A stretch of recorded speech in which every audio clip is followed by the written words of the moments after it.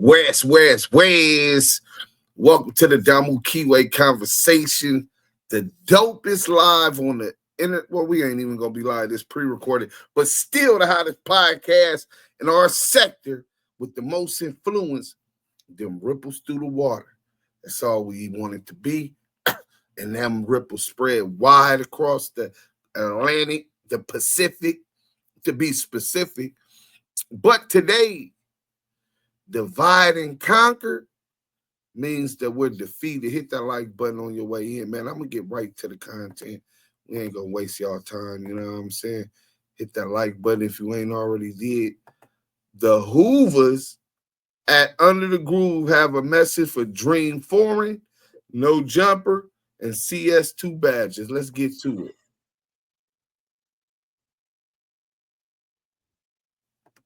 Done. And let's get into this content. You already know it's the halfway and the half effect. We're going to commentate. It's a 5P word I use now. Positivity, production, prosperity, power, and I don't know if I said prosperity, but prosperity, positivity, production, power, and the people. That's one thing, man. That's a fist. That's it. That's it. That's all. That's what we support. That's what we're about. We've always been like that. No matter what you say, you know, dudes from all over know about Hoover, man. The community, the heart of the community. Solid cats, man, through and through. We got proof nothing nobody, man. You know, I'm saying this now to the loved ones. Knock that shit off, man. Don't no good come from none of that, bro. If y'all been really paying attention, man, then you got to know, man, the bag can't mean that much to you, homie. But you fermenting, man, dissension, you know, issues and shit that really don't have to exist. Man, listen, bro. I was just talking to Scandalous Los Angeles TV. And when we first started, I know a lot of y'all probably see the back and forth. What was Deuce Sims versus Whack 100, or is Damu Kiwe Conversations and Active Chucks versus 100 show and the exposers? And that's what it appears to be, but underlying all of that, there's a whole lot more. You know what I'm saying? It's good versus evil.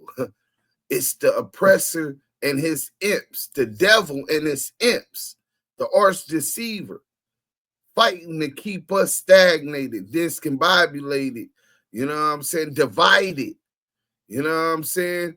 And I told him, like, bro, I mean, this bitch ass fool been running all of this time, right? He's not coming outside, not gonna come outside. He got 1,000 fades. I said, bro, our intent was to bring the message to the people. What better time than now do the people need a message and a guidance, a counselor to move forward?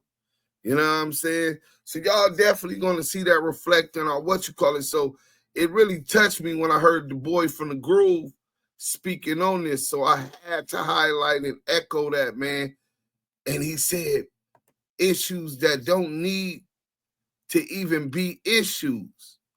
You know what I'm saying? He said, listen to this, man. Let's go, man. In-house is in-house. That's why it's called in-house. You know, internal is internal, not a. So that's Gumby and Hawk. Basically, they reining them in like, hold on, the Groove don't get down like that. We finna kill all of that in-house shit and not let these niggas see our sores. If there is anything that needs to be addressed, nigga can meet up at Manchester Park and get that out the way. But we ain't finna be doing this in front of the world, let alone in front of the federal substation, No Jumper. And I feel them, man. Rein them in, OG. External. You brothers know better, man. So do better. Do better. Whatever your issues are, man, take it off these platforms, man. And like men, talk about whatever differences you have, man. And I guarantee you, if you leave your feelings at the door, you'll get to a place where, man, there's commonality. You might disagree to agree, but there'll be respect, man. That's the issue, homie, with us. That's the issue with Under the Groove. We're not with no funnies. So like I said, you got this cat, man, Dream Foreign. He just won a mini. No Jumper, Whack 100, you know, all these. Hey, man, all this shit is a game to them, man. You know, manipulators, trying to manipulate social media, man, to where all we want to look at is conflict. Something wrong with that, homie. Definitely something wrong with that. And what's wrong with it is dividing. And we're going to get into how just over historic time, anybody trying to do positive in our community was targeted. They made sure that they built up oppositions within our own community to target, undermine, and even assassinate leadership within our community.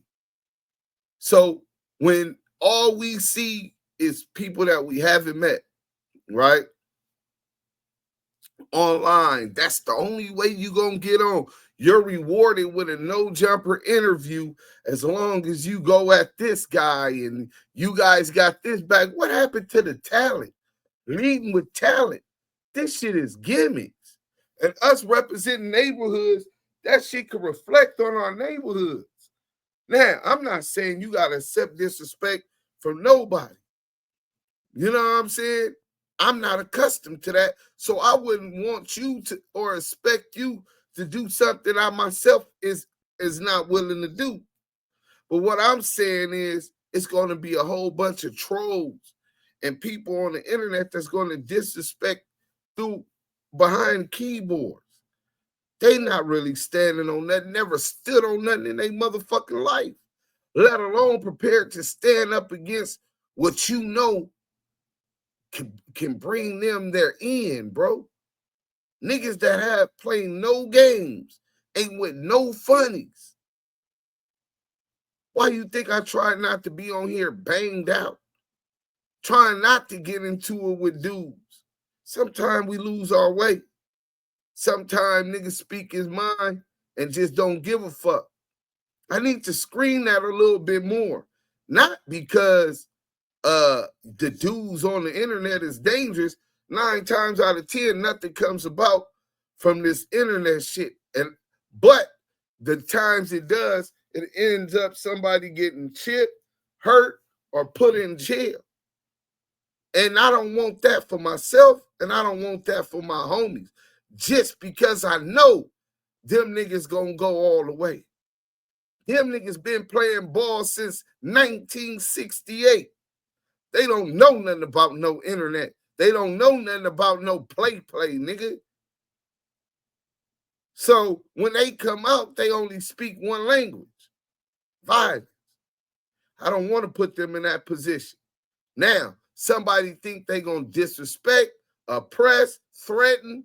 Hey, whatever come when we see them comes about, nigga address that at that point. But for the most part, bro, as long as we fighting each other and we divided, instead of being able to agree to disagree, like this brother said, find a way that we all can continue to build constructively and make money. Build platforms of our own. Why the fuck is we dependent on a mountaineer for his platform? Respectfully. Whether it's Adam Graham Mason, whether it's the Red Agent, DJ Vlad, we need our own. And we beefing with each other. There's no way that all of us YouTubers can't say, you know what? I'm going to take 1,000 out of my YouTube check this next month, and I'm going to put that with the Groove Theory, and I'm going to put that with Aunt Hefe, and I'm going to put that with Brick Baby, and I'm going to put that with Compton Rick Rock, and I'm going to put that, and everybody come up with 1,000. 10 of us. And we'll be able to pay $10,000 a month for our own facility. As long as we creating content and we making our money, every month we got 1,000 on the rent. 10 dudes, bro. 10 podcasters on the West Coast where you don't have to come up here fake beefing and running plays like these dudes do, where you don't have to worry about disrespecting other blacks just to get in the light, beef with other blacks. If niggas want to beef, nigga, don't have step and fake with it on the internet. Go back into them trenches. I'm quite sure your homies can use some troops on them front lines. Let's go. Something's wrong with that. You know, I read the comments. I may not watch all these platforms because it's against me to do that. Every morning, even before the markets open, I'm planning my moves that I make throughout the day. Buys that shit. I don't want that shit. But I know enough to know to read the comments. I listen to the people, homie. I listen to the people. I tapped in with Dream Foreman last night, man, with a comment. He exited out. You know, he took it down. He didn't want his listeners or his subscribers to hear what I had to say. It's solid shit. I ain't with no funnies, homie. You know, Whack, you know better. You know better, homie. You ought to do better. This shit y'all doing, this shit, like I said, you're fomenting dissension. You're trying to create this whole get down, man, where all y'all thinking about is the bag and the numbers. Y'all not thinking about the communities, homie. You know? Y'all not thinking about posterity. And when I say posterity, I'm talking about those who are coming up behind us, man. Come on, man. Gotta be something wrong with you if that's what you own, bro. You know? Posterity. What the Italians say, we was gangsters and took the sacrifices we did so that the next generation can be judges, politicians, presidents, scientists, run the unions. What comes after us? You insecure ass niggas so selfish and focused on trying to prove to a whole bunch of niggas that don't give a fuck about you that you own and you that nigga, as opposed to making sure that that next generation, that they're in position to be that nigga. Let's go, man. That shit is foul and it's wrong. You know, and it's by time, it's high time, brothers, not just me and any, but as a collective, come and say, man, stop that shit. Stop that shit. Because ain't but two things gonna come from this shit, man. Jail or death. You know, jail or death. I said it before the summer came. Watch how this shit spike. Watch how it go up. It's a reason for this shit, man. And you got cats, man, working, man, Steffens, man. Django. You got cats out here that's working. Steffens, man. Django. Y'all know who Django is. He don't have to say nothing more. He not trying to cross that and get put under investigation and be the next nigga on a indictment. Smart brother. Very restrained. Wise. I'm watching you, brother. Let's go. Django. That dude that was up in the Big Eye? Yeah. That's what you got spitting at the people like your authority. Know what he know. Da-da-da-da. You in the wrong, homie. You got no business speaking on nothing, homie. Real shit. And if you're doing it just for the hits, and you double wrong, homie. Straight up. You know, straight up, homie. Nah, he's not doing it just for the hits, bro. He ain't doing it just for the hits. He understands how to get the hits with controversial statements and all of that. He's doing it to draw brothers like you who don't come to the internet with that type of energy into your old self, your old energy. He wants you functioning and gravitating on those atomic vibrations, negative atomic vibrations, so that those in the community continue to function on that shit, and that's what that begets, more negative energy. And that's how you going around your community upset and willing to make somebody pay for the lack of respect, for the disrespect towards your community, with a uncalled for disrespect, a misrepresentation of your community, uncalled for misrepresentation, especially when a nigga ain't from there. Y'all be careful, man, because when you got his attention, you also got his handler's attention. Our community, homie, we are who we are, you know. And dudes want to tag us with these pronouns or these, all this stuff they say. They ain't looking in their own yard. Let's talk about that. Everybody was on the internet disrespecting the Hoovers, and the Brims ain't no peace treaty with no Hoovers. I met some Hoovers that straight riders, and we done had alliances in jail where we were short and they were short, and we stood together. Rest in peace to Snaps from 7-4. You know what I'm saying? So I done been in that situation, but we ain't the best of friends and allies. But real is real and fake is fake. These niggas came on the internet making it commonplace and trendy, disrespecting the Hoovers, labeling them homosexuals. Hey, man, maybe they did have one. That ain't been my experience with no Hoovers that I know. I read the Monster Cody book about Fat Rat, but I'm quite sure it's somebody in every car that we could point the finger to within 50-something year history that did some kind of homosexual shit when it was acceptable and going on in the older days, or it was updated and the YGs within the car told them they wasn't accepting it. It's a new regime. We don't want to be associated with nothing that you do that got homosexuality attached to it. If you pitch, you'll catch. That's just our political views and how we push it forward. C-Mac, totally out of pocket. Totally. Could have got gang wars started. And respectfully, as a content creator, C-Mac, I fucks with him. But that disrespect, we had a situation after he dissed the Brim, and I know it wasn't on the internet, but I got all the receipts. He was going to get in with the homie Wreck Banger to squash it, because then he not only did he diss Brim after being on my platform, after I had contracted through ODM Slim, his manager, a fight with him and someone else, pay-per-view, he went and dissed the Brims online. So what? I'm supposed to get online? Nigga, fuck, whoop-de-whoop, and diss all these niggas' hoods and all of that because of this mentally ill nigga that was trying to put the 10 on the 20. You know what I'm saying? Nah.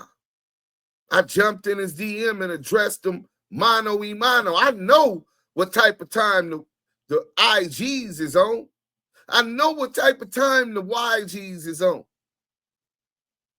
This ain't got nothing to do with them. This was personal because we had a rapport. Well, I thought of respect. And I told him, you know that was an uncalled for. You've been on my platform. I've been nothing but respectful to you. For you to do that is like a slap in the face. I addressed him. I felt I deserved better from him. And then I said, now you lying on Tiny E, saying you knocked him out and you knocked out whoop-de-whoop. Bro, you didn't win a fade. Nigga, Brick Baby exposed that. And at some point, bro, y'all got to start reining these dudes out when they want to be disrespectful like that, because that could lead to a gang war. That could lead somebody pump faking like that on a Statue of Liberty play could lead to somebody getting top ramen, nigga. I'm just a fact off of something that started as, oh, we gonna do something positive on the net and make some money, representing our communities in a positive light, representing ourselves in a constructive manner. I can't say that that's constructive. In fact, he said his name was H blank destruction. He's telling you that's counterproductive. So I think every hood should be responsible for reining these dudes in. You know what I'm saying? Holding these dudes accountable when they do that. Because if somebody say, okay, well then obviously y'all must be cool with that. Y'all must find way to justify and accept that. Well, I'm not accepting that. And then the nigga take one of them field trips. Now somebody in jail, somebody else is dead. Niggas got to do car washes because you niggas ain't even got life insurance. Right? Now somebody else retaliates and that whole cycle starts again over something that was supposed to be on the internet. I don't want to be the cause of that for any hood in LA. Harlem, Crips, Rolling 60s, Hoover, not because of my lack of respect for somebody else. Now, if I'm not met with that same mutual respect, then it's an issue. I'm going to push that issue. But I'm going to give everybody theirs until they show me a lack of respect. And I think that's just the premise and foundation to build online, period, man. You know what I'm saying? When you see people on sucker shit, you steer clear of them. That's what I tried to do with Wack. It didn't work. Now I'm entrenched in that. I've been the symbol of the resistance against that fuck shit he representing. Harboring rats, right? Kissing the motherfucking slave master's ass. Bootlicking. Gatekeeper. Working with the police. Looking down upon those in the community with less resources instead of trying to come up with solutions for those, to get those resources in communities needing those social services, those resources. I'm not Wack 100. I'm not Charleston White. This is who I was before I got on the internet. So y'all need to decide whether or not what you doing is constructive or if it's destructive. And if it's destructive and that reflects on you and your hood, your set, then your homies need to whoop your motherfucking ass. Let's go. But that's not for me to speak on. I'm not going to speak on it. I know, though. I know what I know about a whole lot of other get-downs, man. Sets, hoods, whatever. Same old phone? Nah. Upgrade to the new Now, Galaxy Z up Fold on 7. Your rival hoods and negative More light. than SPF, it's sensitive skin recovery. Just gonna tell y'all that, man. You know. Elta MD Skincare. I'll never speak on that shit, man. I seen it. Top-notch cats, man. If y'all knew better, y'all shut the hell up, man. Let laying dogs lay, man. You know, there was a certain era, certain political get down, whatever you want to call it. It went down with some of everybody. More them than us. You know, it's called a strike, striking the ball, a ball. You know, but. So it's a heartfelt message. Salute to that brother, man. And from there, we're going to cut that off. Salute to Young and Half. I got that off his channel, man. You know what I'm saying? He definitely that whole statement by the guy from Hoover definitely sparked my juices, my mental into overdrive about the future and direction of the Damu and Kiwe Conversations. Representing myself, making sure that I'm on my square, that my shit is as polished as it should be. You know what I'm saying? So that I don't get myself put in jail by threatening people online. I don't lose my channel by not following YouTube guidelines and dropping the bag. You know what I'm saying? And not making sure that I don't put my homeboys in those shit that –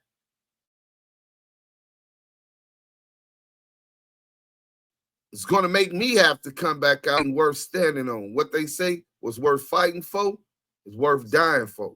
And what's worth dying for is worth killing for. If you ain't ready to go all that way, then some shit you need to learn to leave alone. Let's go.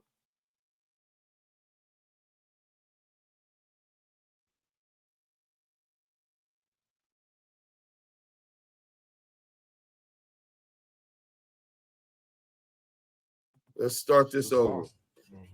You know, and a lot of it again is being acted out, or was being acted out at that point through a politicized environment. So they kind of antagonize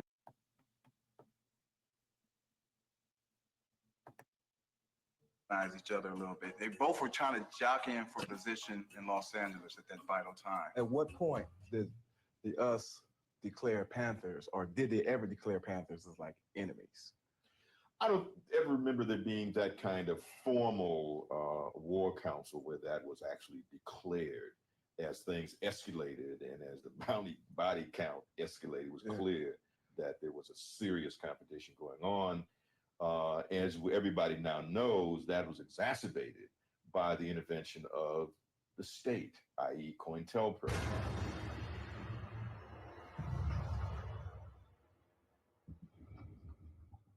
Vice President Agnew has called the Panthers a completely irresponsible anarchist group of criminals. Hoover decided that, for some reason, the Panthers were the most dangerous organization in the United States, even more dangerous than the Communist Party or the Mafia.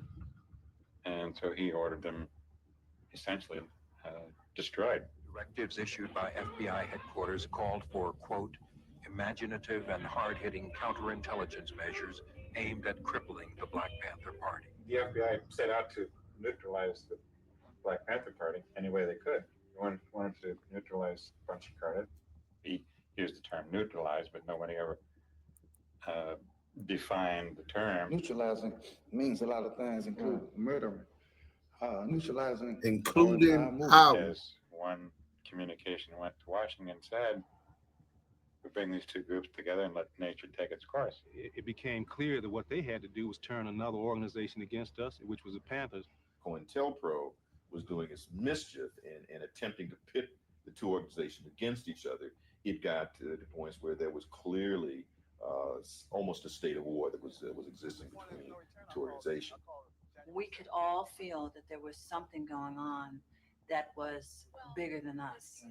The FBI had created this tension, but you had these two groups that when they saw each other on the street, it was just a natural confrontation. They were making all kinds of suggestions and writing letters, and they had cartoons made up showing Ron Karenga with his feet up on the desk and things like that, and marking off Bunchy Carter and John Huggins and things to do today. These were cartoons that were created by FBI agents. We didn't really know. Nobody believed that the FBI wanted to be bothered with some little Negroes in LA trying to organize them. These were issues created by the FBI to neutralize the Black Panthers movement. And neutralize can mean a lot of different things, even unaliving a target of the FBI. It can mean target them for incarceration, target and shake up so they don't get jobs. They're not hired in the community, like they did the Puerto Ricano movement down in Puerto Rico, right? Lock them up falsely to slow down the earners' ability to fundraise and keep the movement strong.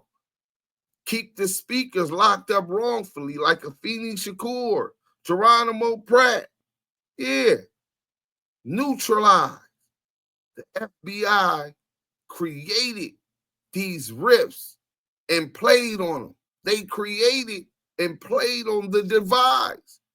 And they funded the U.S., United Slave Organization, who killed, I think they unalived 6 to 8 Black Panther members. And they were funded to do just that by the FBI, COINTELPRO. Let's go. So on and so forth. At the same time, they were sending the same stuff to them. Correspondence propaganda between the two, between Bunchy and Karenga, telling one that the other one was doing something that wasn't appropriate. Bunchy Carter and John Huggins were supposed to have been killed down in the Watts area working on some kind of a drug transaction. And, it would just looked like a drug deal, not a political assassination. The day before that meeting, Bunchy and I went to the US headquarters and met with Geronimo Pratt, Ron Karenga, and Jomo. Jomo was in charge of their military. We had an agreement that however the students voted, if they voted for cultural nationalism, the Panthers would support that. If they voted for revolutionary nationalism, a dog us right up would under support me, it. 24/7, protecting his daddy. Good boy. He got shot through the chair. Okay. So the bullet expanded and hit his chest, expanded, and he died instantly. I know. I'm gonna get you some meat when I finish. January 17th, 1969, Bunchy Carter was killed on the campus of UCLA. You know what I mean? And for some reason, the US organization kind of got the blame for it. Somebody from the US would have served as the killer for that. Right. As an instigator, or what we would call, agent provocateur. How did that all come about? Did they say, today we're killing Bunchy at UCLA?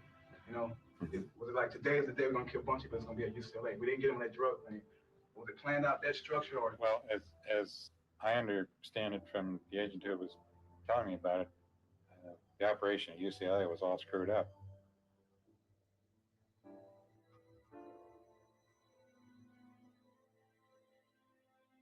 incident at UCLA was manifested how, did you think? By the FBI, but at the time, we were naive and we thought that it was just another move by the US organization. There's a lot of what I call ghetto folk tales. You know what I mean? Some of it's true, some of it's not. Sometimes our own personal perspective kind of overshadows what really went on. I wanted to clear up what was really going on, before my time, I don't believe that Karenga was working for the FBI. He might have been manipulated by the FBI. I was comfortable in making Karenga the villain. Then I had to talk to Geronimo. He was like, nah. For all of these years, the US organization has been getting a bum rap behind that killing. I'm sure Bunchy, above all, would be turning over in his grave if we were not to straighten this out. Some kind of memorandum was uncovered from the FBI, which declared, though we did not pull the trigger on that day, January 1969, we did cause the unrest that preceded it. When they killed Bunchy and John, the word came down that it was to be no retaliation, that we were not going to engage in that because that would defeat the very principles that we had started on, and that, we were not going to get involved in blacks killing blacks. All skin folks ain't kin folks, brother. I understand that. I agree for the most part, but there's exceptions. All skin folks ain't kin folks. They just snatched apart our heart, and not to not to hit something back, not to attack back or move the deal, resolve that. It is still hard today, to talk about it.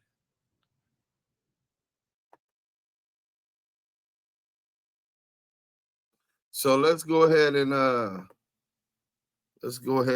get up off of that. So Bunchy Carter targeted by another organization started by melanated people, financed by the FBI, and targeted, built a divide in between that with fake literature, making each other believe that they were not of the same struggle just because of the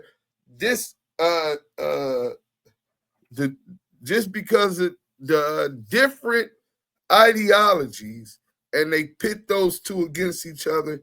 And two of our leaders were assassinated at USC, divide and conquer, which was the objective, neutralize leadership neutralized the Black Panther Party. That was deep. That was sad, and that set us back 50 years. Just those types of losses. But that wasn't the only one, right? Let's go ahead and go to Chicago real quick, right? It's only 10 minutes, man. Bear with me, man. You know what I'm saying? We're going to get right into this. Let's go. Now.org, The Quarantine Report. I'm Amy Goodman with Juan Gonzalez. As Black History Month begins today, we look back at the assassination of Black Panther leader Fred Hampton in Chicago 51 years ago, and how new documents reveal more details about the FBI's role in the murder of the 21-year-old revolutionary. Fred Hampton was killed December 4th, 1969, when Chicago police raided his apartment and shot and killed him in his own bed. Black Panther leader Mark Clark was also killed by police in that raid. Authorities initially claimed the Panthers had opened fire on the police who were there to serve a search warrant for weapons. Evidence later emerged that told a very different story. The FBI, the Cook County State's Attorney's Office, and Chicago police had conspired to assassinate Fred Hampton. Now, several hundred pages of FBI memos and reports obtained by historian and writer Aaron Leonard through a Freedom of Information Act request document that the director of the FBI's Domestic Intelligence Division, William Sullivan, and the head of the extremist section of the Domestic Intelligence Division, George Moore, both played key roles in planning the raid and the cover-up that... And William Sullivan's son worked the LA branch and tried to run the same, he cookie-coded the exact same move that they tried to put down, on Fred Hampton in Chicago. And that's going to be our next and final segment. Let's finish this. Followed. For more on what these documents say, we're joined by Flint Taylor and Jeff Haas, founding members of the People's Law Office in Chicago, who are the lead lawyers in the landmark Fred Hampton and Mark Clark civil rights case. Their new piece for Truth Out is headlined, "New Documents Suggest J. Edgar Hoover Was Involved in Fred Hampton's Murder." Jeff Haas, let's begin with you. You wrote a book about Fred Hampton. Talk about what these new documents show and what you see as the smoking gun of J. Edgar Hoover's direct involvement. Thank you, Amy. Well, first of all, it's 51 years after the incident and 40-some years after the trial. We had never gotten these documents before. But what they showed was that Hoover and Sullivan and Moore were following Roy Mitchell, a special agent in charge, very closely with regard to O'Neill. And they were complimenting him and rewarding him from the moment he gave the information and the floor plan to Special Agent Mitchell. They were congratulating Mitchell on what a wonderful job he did with it. So William O'Neill, the modern day WAC 100, CS2 badges, CS2 WAC, right? CS2 back. William O'Neill gives the he was acting as a security or bodyguard for Fred Hampton, who was the minister. They spoke on Fred as if he was the next coming of Malcolm X, such an articulate spokesperson and a leader. And if you ever seen the Messiah and Judah and the Black Messiah, that's who that movie was based upon, right? But William O'Neill, the fake bodyguard, was working with the FBI, and he drew them a map of where Fred Hampton slept at. And he also let them know they didn't have no explosives in there. They were legally able to have weapons. That's your constitutional right to bear arms. They didn't go in there seeking weapons or explosives or drugs. They went up in there to assassinate this brother. And the FBI utilized other proxies of the United States government, the Chicago PD, and that's exactly what they did. Let's go. This informant. Of course, Mitchell got the floor plan, gave it to Hanrahan's police, and that's what led to the raid. The floor plan even showed the bed where Hampton and Johnson would be sleeping. So we knew much of this. We knew O'Neill had gotten a bonus. We never knew Mitchell got a bonus. And we never knew that Hoover and Sullivan and Moore were starting to watch this in November, but 10 days before it happened. They were monitoring exactly what went on. And so it was approved at the highest level. And during the trial, we had sought to go up to Sullivan and Moore and Hoover, but the judge wouldn't allow us. And we thought perhaps even John Mitchell and Richard Nixon were involved. We didn't have these documents, so we couldn't uncover that. This also shows that after the raid, the head of the FBI in Chicago met with and congratulated the informant O'Neill, thanked him for his information, which led to the success of the raid. What's also interesting is 51 years later, these documents still have redactions.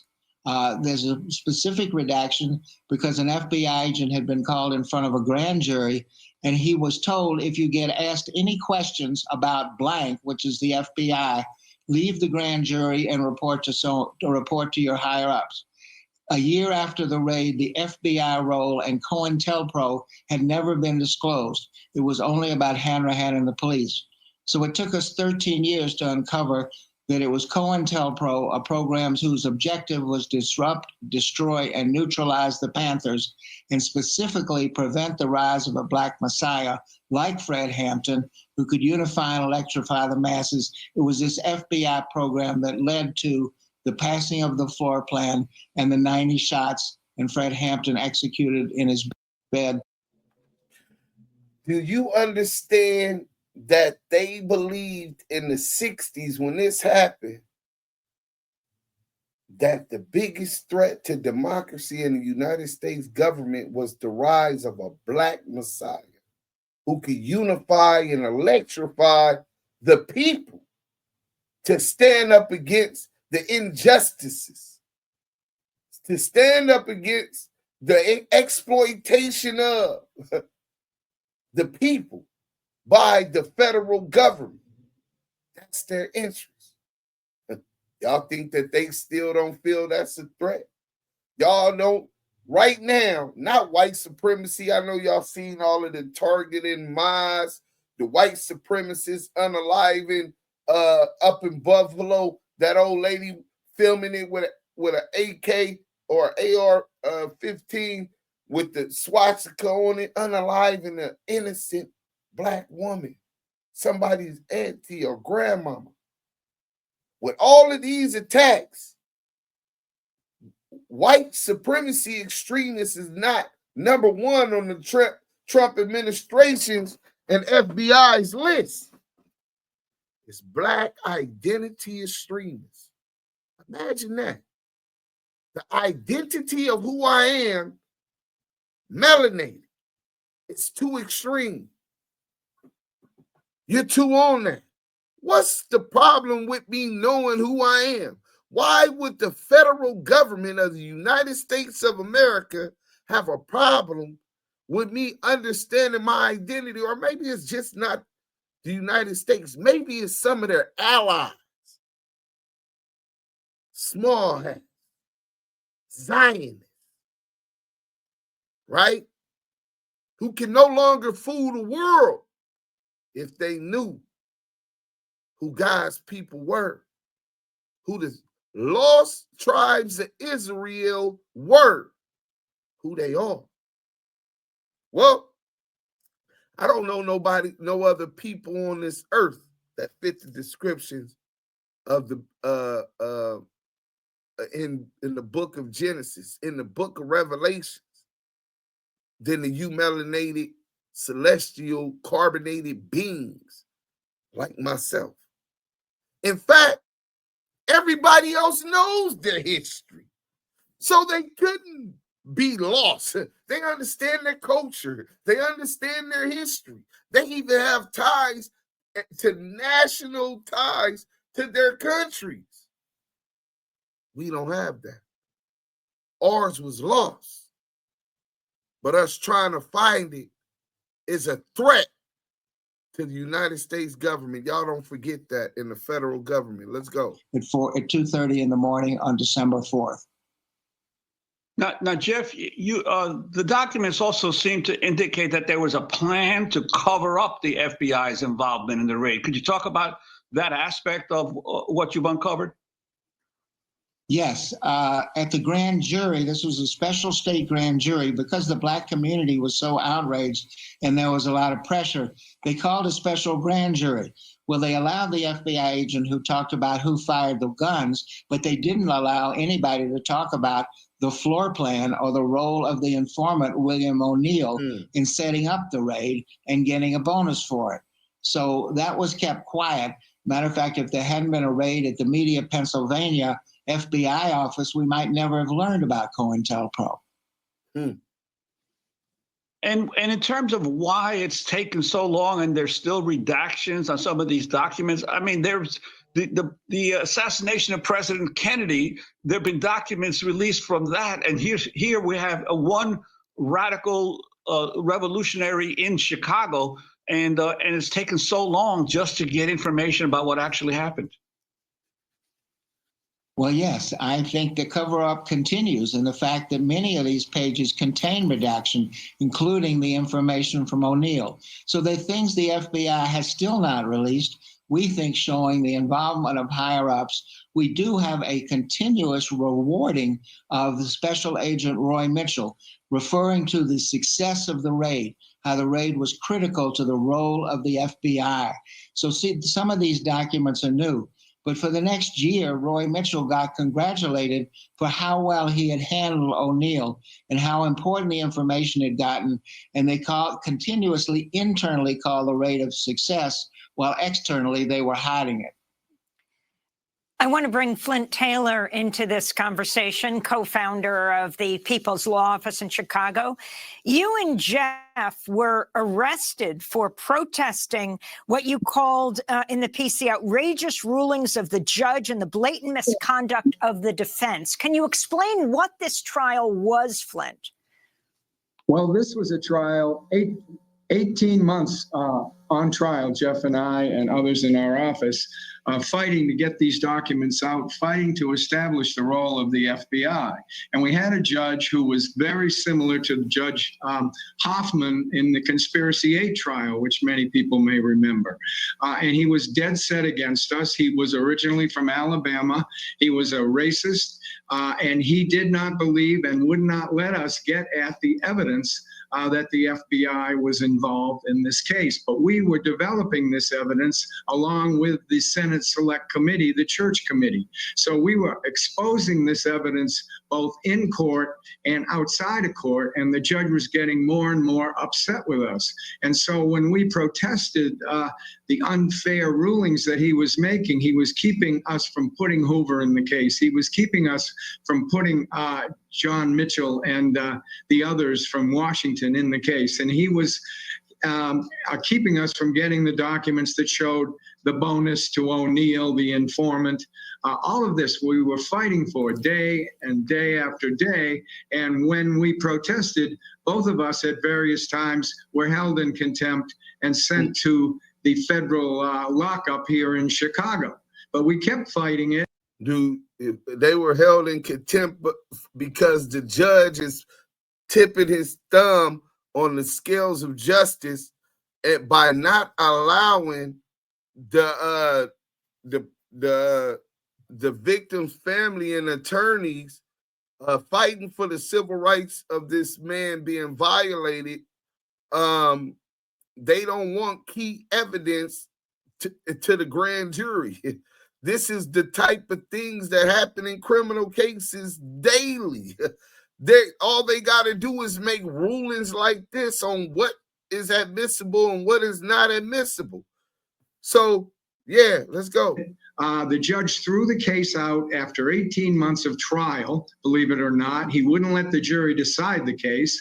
We fought to appeal, and we won a remarkable decision in the Court of Appeals, defended it in the U.S. Supreme Court, and 13 years of litigation and fighting to get the evidence out, we were ultimately able to obtain one of the largest, if not the largest, police violence settlement for the families of Mark Clark and Fred Hampton and the surviving Panthers in the history at that time of the federal courts.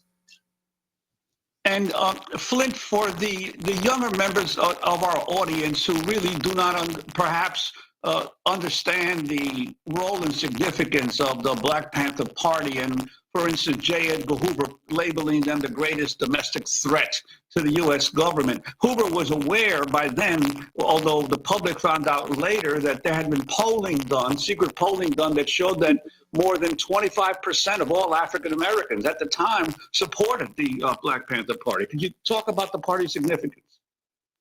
Party was very significant, and its leadership was as well. And Fred Hampton was not only an up-and-coming leader, but a very charismatic and dynamic leader. And the Panthers had a 10-point program.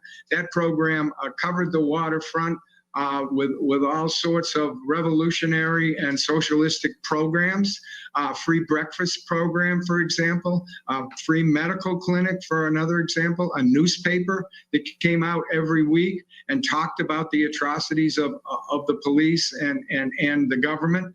It was very much an anti-imperialist organization, fought against the war in Vietnam, said people should not go to Vietnam, opposed mass incarceration before there actually was that term, and also was very strong in setting up and fighting for coalitions between Black, Hispanic, or like the Young Lords, of course, you know about that, Juan, and other organizations, revolutionary and radical organizations. And this is another reason why Hoover feared the Panthers so much, because they were bringing together all sorts of different radical and revolutionary groups, groups against the war in Vietnam. And this was very threatening to the government at that time. And they targeted under the COINTELPRO program, which was focused to destroy the Black Panther Party, on Fred Hampton and the Black Panthers, because they were so successful here in Chicago. Listen, man, they fear that today. You think they ain't feared that? How many of y'all believe, I'm going to put that in the chat, how many of y'all believe that we are living in the days that were prophesied about in the book of Revelation? How many of y'all believe that we're living in Mystery Babylon? So, we're going to do a whole series on COINTELPRO, because people hear about COINTELPRO and they get to thinking conspiracy theories, and they don't actually know, you know what I'm saying, the tactics of the enemy. I'd rather focus on that and educating than attacking Young and Hefe or some of these other dudes, even more than attacking CS2 back, man. So even though those people need to be held accountable, but these are Freedom of Information Act documents that show how they were targeting. So if you pay attention, the SNCC, Student and Nonviolent Coordinating, the Black Panther Party for Self-Defense. Let me make sure y'all can see this. Yeah, y'all can see it, right? And we're going to be going through the votes on this whole thing, man, bringing y'all up on it. These are the ones that were doing it, Moore and Sullivan, that were working on behalf of J. Edgar Hoover and the FBI, overseeing the assassination of Fred Hampton, and they congratulated him, even reward William O'Neill, who did that. William O'Neill later offed himself because he couldn't even live with himself. They discredited Gregory being, I think, Dick Gregory. Yeah, the actor. See, they always had a focus on those with influence. Shout out Most Scandalous Los Angeles TV, that documentary he got on there. Those that stick out, that are different. Their antennas go up whenever they see it. Those with influence. They need to have leverage on those so they can control them. You know what I'm saying? So they wanted to discredit this this black revolutionary who was an actor, right? He came with that plan. But Fred Hampton, and we'll get to all of that on another day. We want to keep this as short as possible. Let's get into this last video, and we should be done. It should be an hour total, maybe a minute or two more. Let's get to the content, man. This is what happened when the Sullivan's son in Los Angeles, who held the same position he held in Chicago, tried the same thing to the Black Panthers in 1969 in Los Angeles. Warfare between the Black Panthers and police erupted today in Los Angeles. There, a group of them, 3 women and 8 men, barricaded themselves in their headquarters and fought police with automatic weapons and hand grenades for 5 hours before surrendering. 3 policemen were wounded. The fight in Los Angeles came only 4 days after the shootout in Chicago, in which 2 Black Panthers were killed by police. How many days after? In which 2 Black Panthers were killed. So, the 2 Black Panthers killed in Chicago were Fred Hampton and I forget the other brother name, pardon self. But 4 days later, they tried in LA. This was their mission. This was their objective, to neutralize the leadership and the Black Panther Party. Let's go.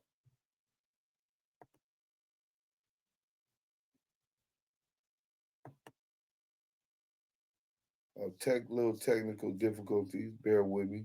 The fight in Los Angeles came only 4 days after the shootout in Chicago, in which 2 Black Panthers were killed by police. Early this morning, Los Angeles police moved on the local Black Panther headquarters to serve arrest and search warrants. They were met by gunfire. 3 policemen were wounded in the first shooting, and a long siege began.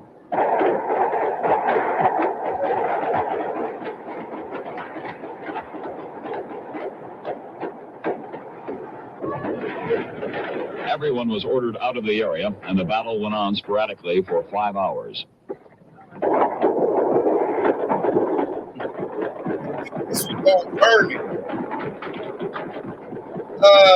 OS, you always talking about burning ass. Talk about that, nigga.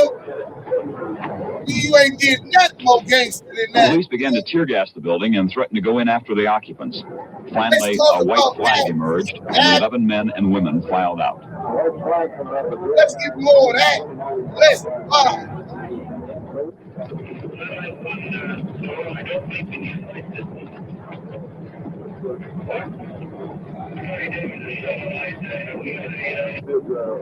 Three of the occupants were wounded, apparently by police gunfire.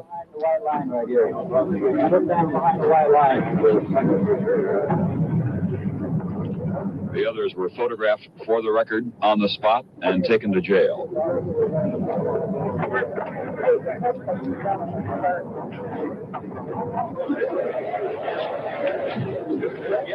It turns out the Panther headquarters was a small fortress, complete with a sandbag bunker and automatic weapons.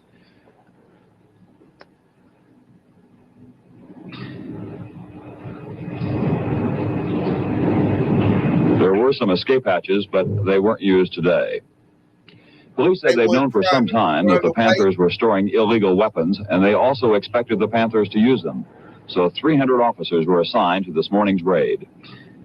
300 officers assigned to a raid 4 days after they did Fred Hampton like that.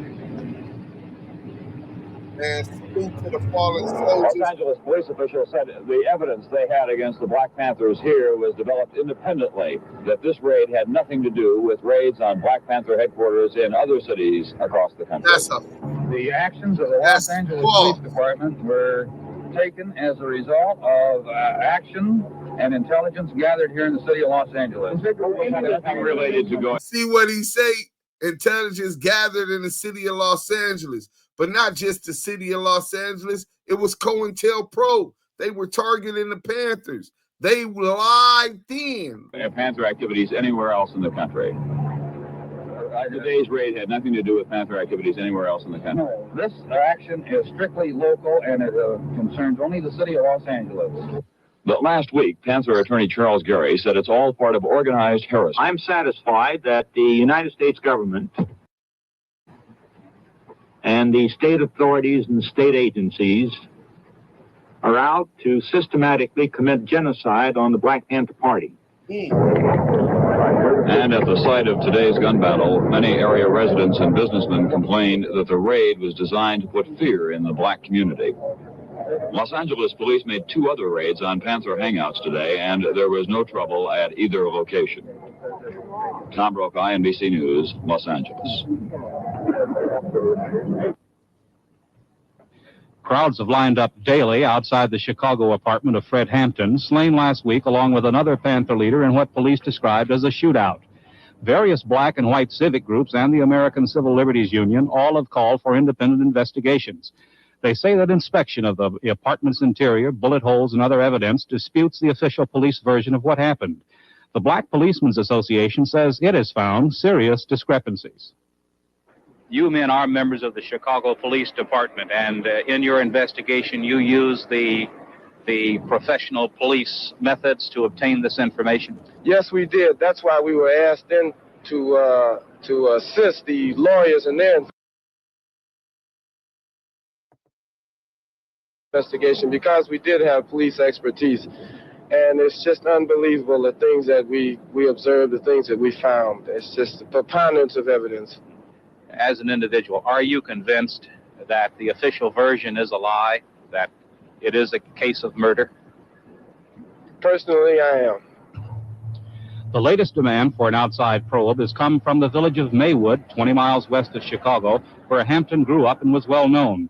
The predominantly white trustee board took the action last night, criticizing county and city police officials and asking for intervention by the Illinois Attorney General.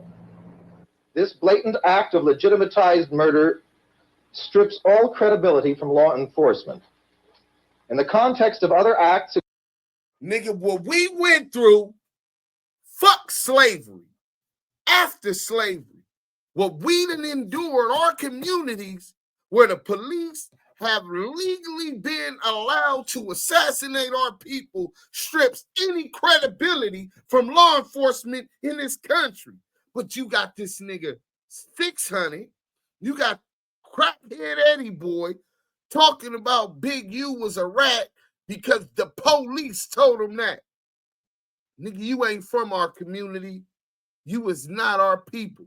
I told y'all, all kin folks ain't skin folk. Against militant blacks in recent months, it suggests an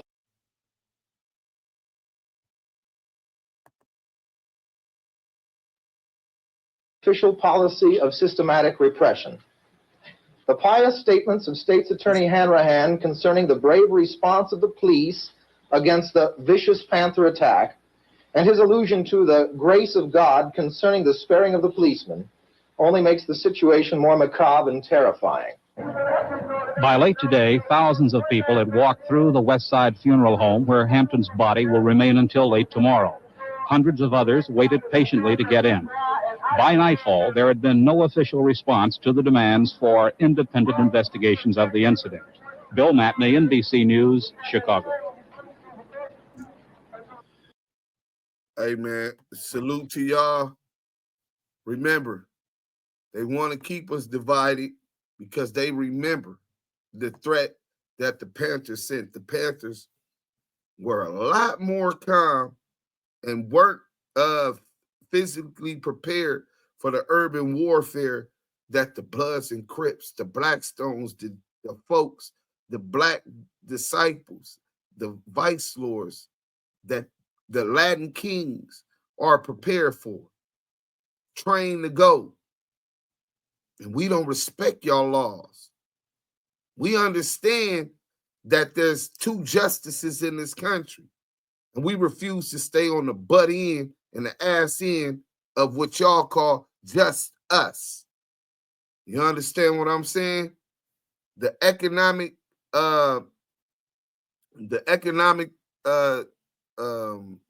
distinction of economic situations in our communities as opposed to our rich counterparts is unacceptable and will not be tolerated.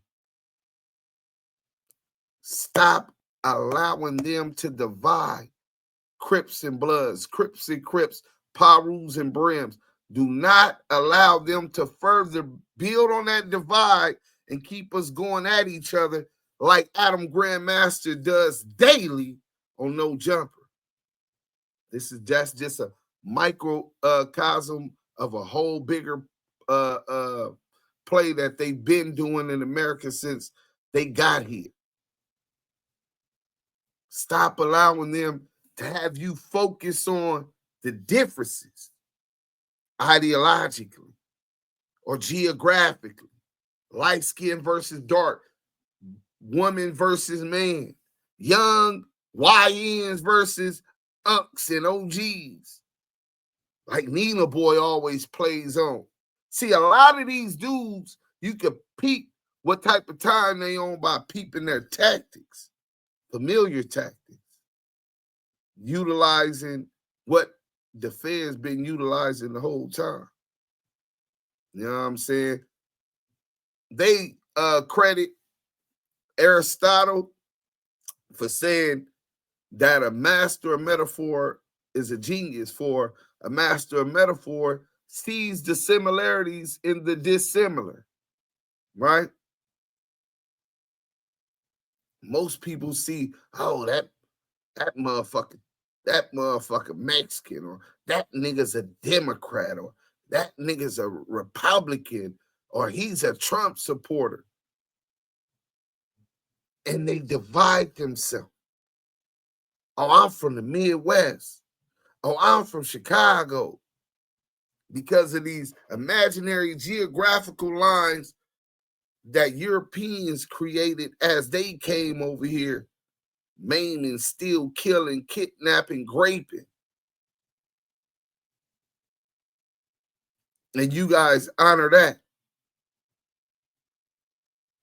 See the similarities in the dissimilar. And you'll be able to build bridges across all of that. Islam and Christianity, Judaism and Christianity, Crips and Bloods. I got a lot in common with my kin folks that's Kiwes. And it's the struggle. That's the universal language. We all understand that. Till the next time, hit that like button on your way out. Damu Kiwe Conversation. To stay tapped in. We gone.